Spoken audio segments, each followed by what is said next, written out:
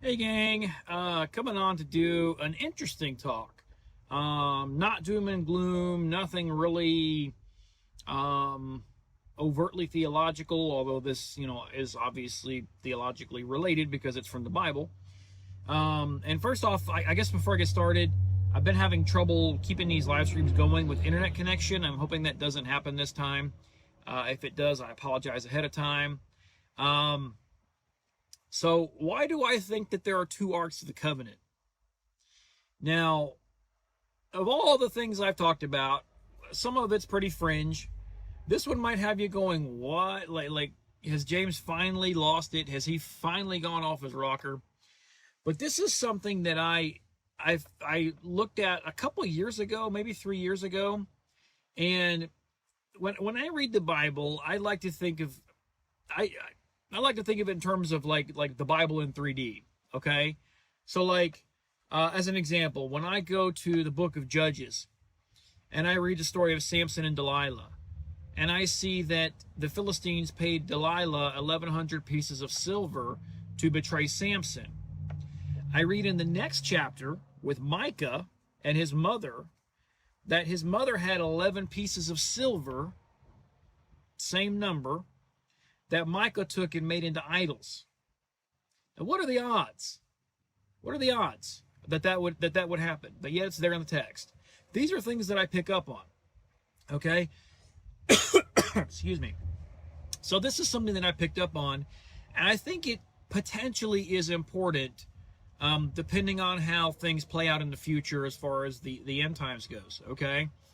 I don't want to speculate too much on that in this talk, but I think it is something to be mindful of. Okay, so why do I think that there are two arks of the covenant? I'm going to read a couple scriptures, and I'm going to rely on you to hopefully know some of your Bible so I don't read everything because I want to keep this relatively short. I'm going to start off in Exodus chapter 25, verse 10.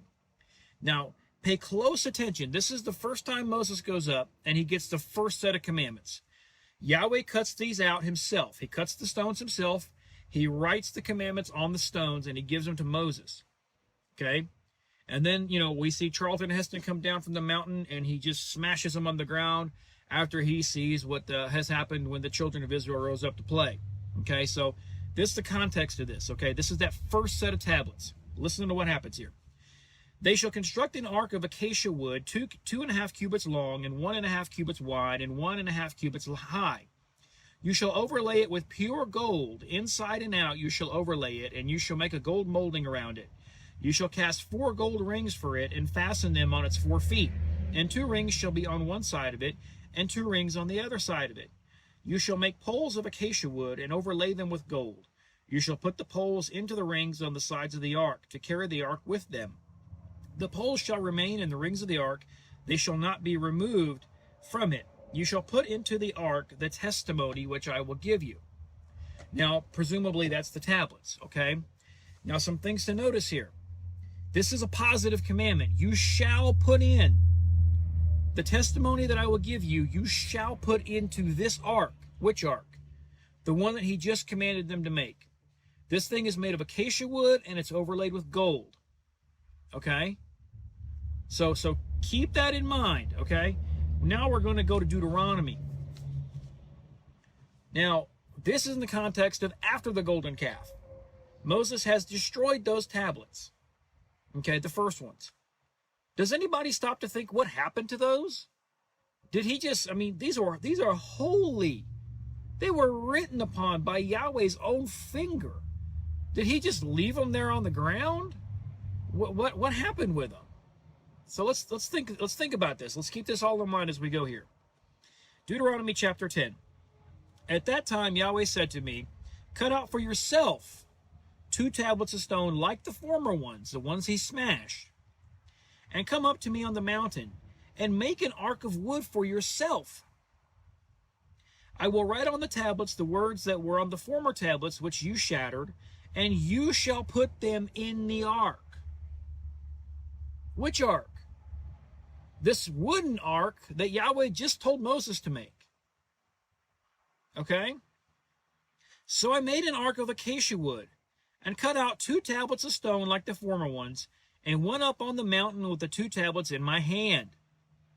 He wrote on the tablets like the former writing, the 10 commandments, the 10 words, which Yahweh had spoken to you on the mountain from the midst of the fire on the day of assembly.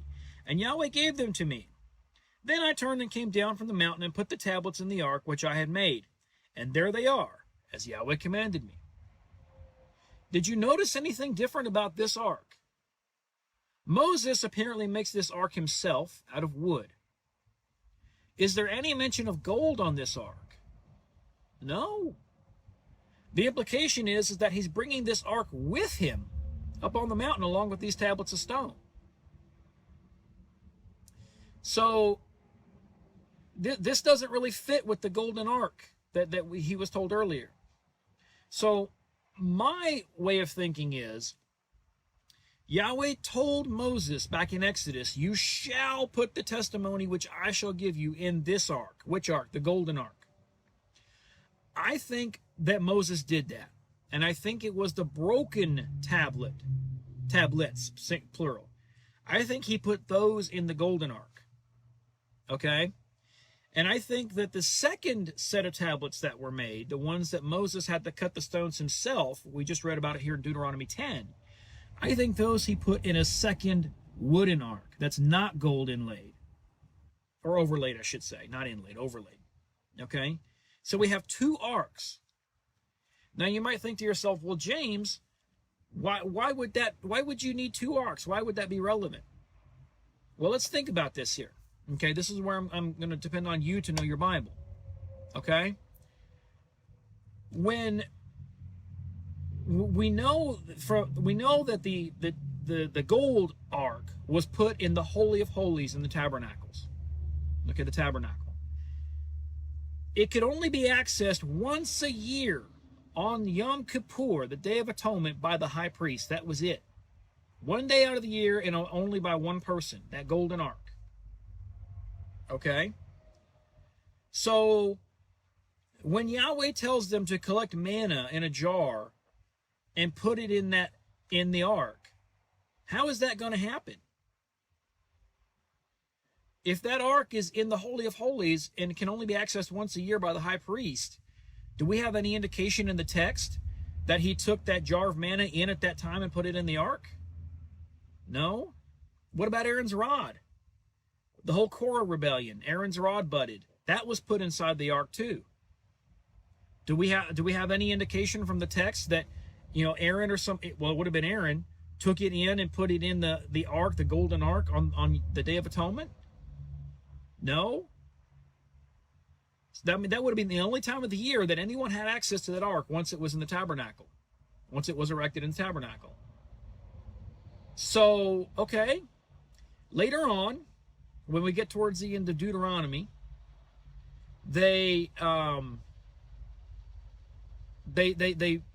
Moses writes down the whole book of the law. Okay, it calls it the book of the law, and it's implied that it's written on paper. This time, not on stones, on paper. He's supposed to place it beside the ark as a witness against the people.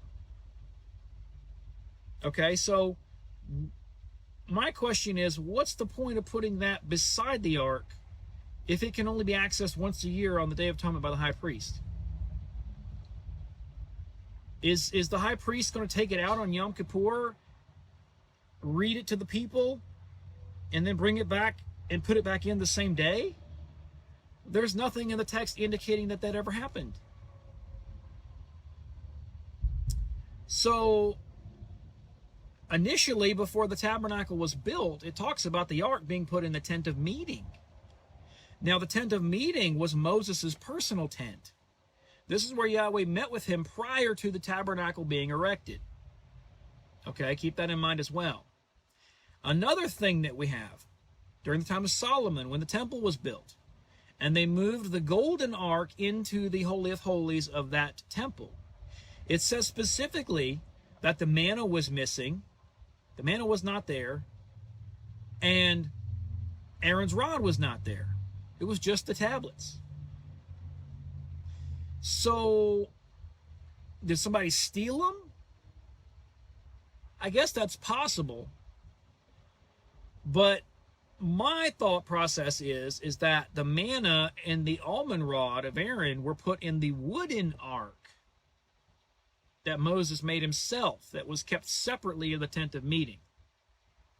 And that the book of the law that he wrote, that was placed beside the ark of the testimony, was also in the tent of meeting at that wooden ark, not the golden one. Now, why does this make sense? Because A, that ark was not in the Holy of Holies, so anyone could have accessed it anytime. If the scribes need to go and access the book of the law to make copies of it, it's right there. If the people need to see the visible reminder of the manna and Aaron's rod, it's right there. If it's in the golden ark, the only person who can see that is the high priest. How does that benefit the people? The manna was supposed to remind the people of Yahweh's provision of manna in future generations. How does that work if only one person can see it once a year? It doesn't compute. It just doesn't work. Okay? So to me, the text indicates, and logic indicates, that there were two separate arks. The holy one made of, wood and gold, that the broken pieces of the tablets were put into, and a second plain wooden one that Moses made, that the second set of tablets was put into, alongside later with Aaron's rod and the manna, and then the book of the law next to it, at a separate location in the tent of meeting. Okay, that would explain why they didn't find the manna or the rod in the golden ark, because they were never in the golden ark. They were never there to begin with. They were in the wooden one. Okay, so I am of the opinion that, and now I wasn't going to get into this, but I will get into this, okay? There is a school of thought that believes that part of the deception of the end times is going to be the production of, or the, well, I guess you could say production, the producing of the Ark of the Covenant. Okay, the Ark of the Covenant. Ron Wyatt famously said that he found it in Jeremiah's grotto in Jerusalem. Okay, and he said he took the tablets out and he put them on this ledge because the angels told him to. Now, if I'm right, that would have been impossible, because the tablets that were in that ark would have been the fragments, not complete tablets. Ron Wyatt talked about as if they were solid, they were complete tablets. So that would discredit his talk. Okay? I do think Ron Wyatt was right about Mount Sinai in Arabia. I think he was 100% right. Other people have gone to that same site later multiple times, and I think it's pretty conclusive that Ron Wyatt was right about that. This Ark of the Covenant thing, not so sure about. For him anyway. So my concern is that if this golden ark is produced, and it's got tablets in it, and they're whole tablets, that could somehow be used to deceive the people. Because people generally don't look at the text this way, the logical way. They don't look at similarities, and they don't look at differences, and they don't think critically about a text. So, Israeli antiquities can announce to the world, hey, we found the Ark of the Covenant. Oh, it's even got the tablets inside, and here's what they say. Okay? How many people would be deceived if that happened? If I'm right, and those tablets in the golden ark are actually the fragments, pieces, then if this golden ark is produced, which could be made now and passed off as the real deal, and nobody would know the difference. And if those tablets inside are whole, whatever they end up saying could play into this deception. That's speculation on my part. I don't have a thus says Yahweh on that. Okay? I do know that Paul talks about in 2 Thessalonians the man of lawlessness sitting in the temple, which can also potentially mean the tabernacle, some form of that. Okay? and sitting there claiming to be God. Okay, well, it talks about the Ark of the Covenant being Yahweh's throne. So, I don't know the mechanism of how all that worked, but it just makes me wonder if that's part of what we're looking at. So I would be highly skeptical if a golden ark was produced that had 2 intact tablets. I don't care what the tablets say. I would be highly skeptical because the text very strongly implies that there were 2 two sets of tablets and 2 separate arks. The intact tablets, along with the written book of the law, would be with the wooden ark Moses made in Deuteronomy, and not with the golden ark that was made back in Exodus. So I just wanted to put that out there, something to think about. Those of you who are really free thinkers and are really into this stuff, I mean, I won't name names. You guys know who you are. I'd be curious as to your thoughts on this. Comments, private message, whatever. I mean, do you think I'm onto something here? Is it worth taking a deeper look at collectively as a group? Getting us more involved in study. What are the ramifications of this if I'm right? And I know I'm not the only one to have thought this. I've found over the past 2 or 3 years since I've been thinking this, maybe 2 or 3 other people online that have published articles making the same conclusion. There's not many, but I'm not the only one who sees this and seems to think there's something to this. So if I'm crazy, I've got at least a little bit of company. So as always, I love you guys. I hope you have a good rest of the week. Please look into this. It doesn't take a rocket scientist, I don't think, to see this. It doesn't take a seminary graduate or a full-time Bible scholar. To me, it's just plainly implied in the text. There are 2 arks of the covenant. Anyway, love you guys, and Yahweh bless.